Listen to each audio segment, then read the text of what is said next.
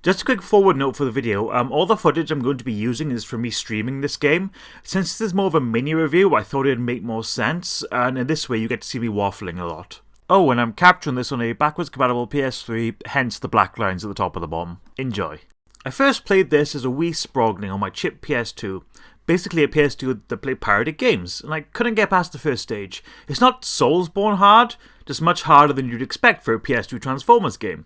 And I almost forgot about it, but I had the intention to return one day. So Transformers is a third-person shooter released for the PS2 in 2004. I know next to nothing about Transformers, save a few names. What a breath of fresh air this game turned out to be. If I had to choose one word to describe it, it would be simple, but that is for better and for worse. Playing as either Optimus, Policeman or Yellowfucker, you make your way through these open sandbox-style stages, finding the Decepticons, the main series villains, along the way. Shoot, jump, transform.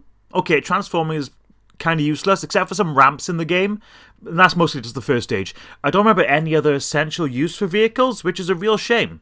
Maybe some mini-stages like the islands for the flying would be really fun.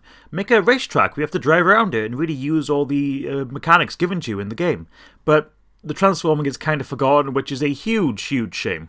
So early on, you're introduced to the game's main gimmick, which are the minicons, little tiny robot pals that act like accessories to your characters.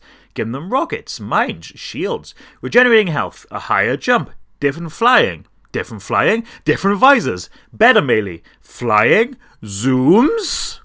Without these minicons, I do feel the game would have been a bit too simple. It's a very short game already with about 8 stages which consist of like A to B objectives, but having these little buggers act as like rewards for exploring and mixing up the gameplay is a big treat. But that's not all. You know I mentioned flying? Well, this game has the dreaded backtracking, which honestly I don't mind. With abilities to unlock later in the game like the aforementioned flying, you can now revisit stages to unlock more minicons. This is a great little reward for exploring each stage top to bottom with the abilities you unlock. And you really need to, because this game, for a kid's game, is hard as balls. So about halfway through the game, you get to an island stage, and this is where you unlock the flying ability, and come face to face with this. I say flying, I should really say gliding. It's more of just like a swooping glide. And I say that because I don't have the right equipment to take on Tidal Wave right now. His name's Tidal Wave, I was told. I don't know. I could be wrong. So going back to previous stages with my flying ability and finding better missiles was my only option. I can now slog him in the face. This is the only time you really roadblocked in the game due to a lack of abilities. Also, look how cool this boss fight is. It's really impressive for the time. I would even say it's like Shadow of Colossus level, but no one really brings it up in that same conversation. A quick honourable mention is the Decepticon ship stage, a much smaller enclosed stage as opposed to the other stages, a lot more open, a lot more sandboxy. This is the first stage to use verticality really well. You fight your way through the ship, opening locks, fighting hordes of Decepticons. It's all really fun stuff. You have your missiles, your landmines, not mines, which are much more effective in this area considering, enemies group up. After you reach the bridge of the ship crashes. Oh no! Now you gotta climb your way back up the ship, but this time it's vertical, sideways. Yo! I really love this. It's like my favourite part of the game, having to like re-explore a stage from a different angle. Really good stuff. And a great use of the game's platforming, which up until this point isn't really utilised. I haven't mentioned the story yet, so this is where we'll briefly summarise it. If you've seen the Transformers Armada TV show, I'm assuming you'll know a bit more what's going on. But here's my general summary. Megatron's hiding in a volcano and he wants to take over the Earth for a reason.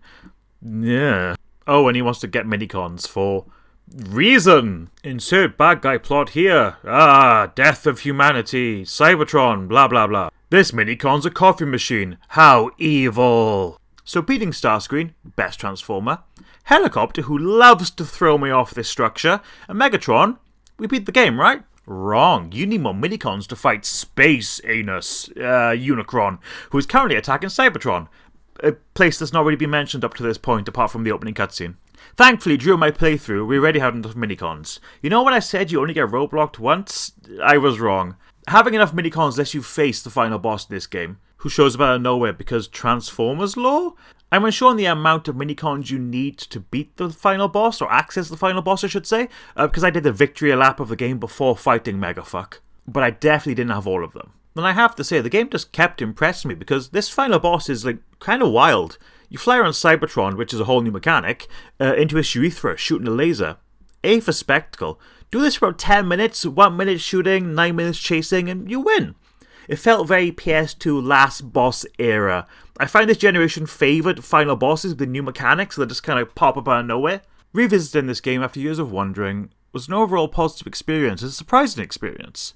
A very simple run and gun style game with tons of charm. I like the backtracking and minicon collecting. The cat's on the desk. I like the backtracking and minicon collecting. In a bigger game, it would have been a chore, but since it's so small, it really works. Very cheap too, for anyone looking for a simple but challenging game to blast through on a weekend.